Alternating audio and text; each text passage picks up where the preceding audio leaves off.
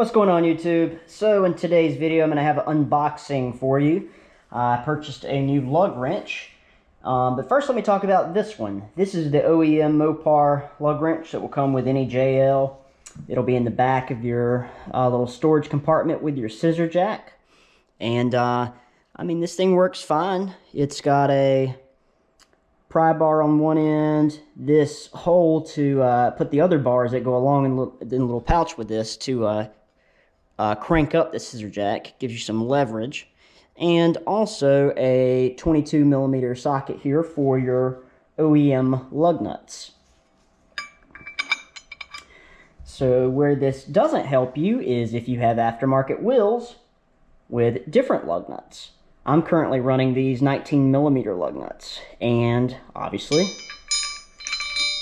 it's not going to work. So first thing I thought of was carrying this around. Your typical 4-socket tire iron. This has a 17mm, 19, 21, and 22mm sockets. The downside is this thing is large. You do get a lot of leverage on it, but there's nowhere to put it. And you could just throw it in the back of your Jeep, but you really need to strap this down. You don't want to get in a wreck and have this thing coming at your head. So that's out. And that's where this comes into play. This is the GTE LugStrong lug wrench. I got this on Amazon. I don't remember how much, but it should be easy enough to find if you're interested. But let's take a look at it.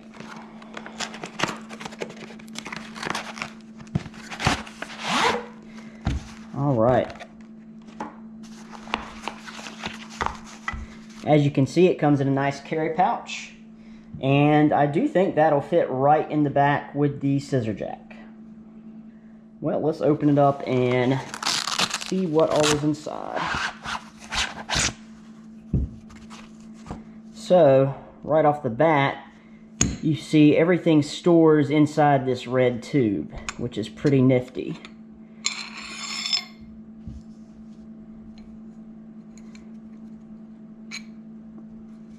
Alright, 3 main pieces here. So, we have a 21mm socket, 19, and then a 17 over here. And the way this works is you just piece it together here.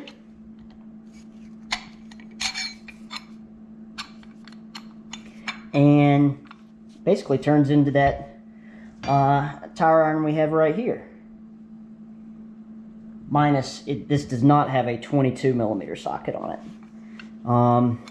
So where this bit comes into play is you can pop it on the end here.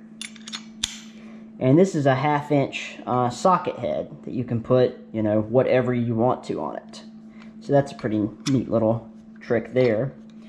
What I also saw that you can do with this is, let's say you need more leverage than the cross shape will give you. You can put it in down here, just part way in like that, and obviously you get more leverage out of it if you were using this end.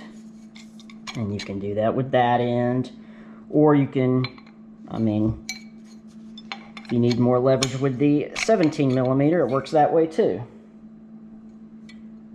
And I guess you could put this in the middle too here, so you're not as far away off the tire. But anyway, that's pretty neat. I plan to carry this with me, and I am going to keep this in the back because this will be handy if I'm using the scissor jack. I still want to have that little tool and the little pry bar. That's handy as well.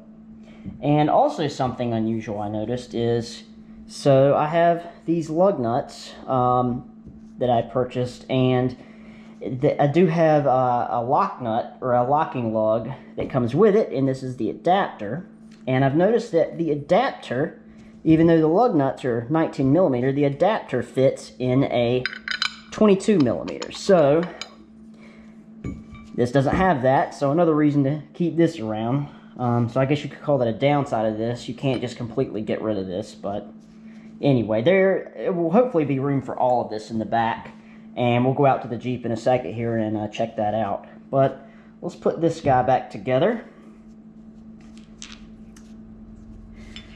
And all we're going to do is, in the larger end, the 21 millimeter end, you're going to slide this through.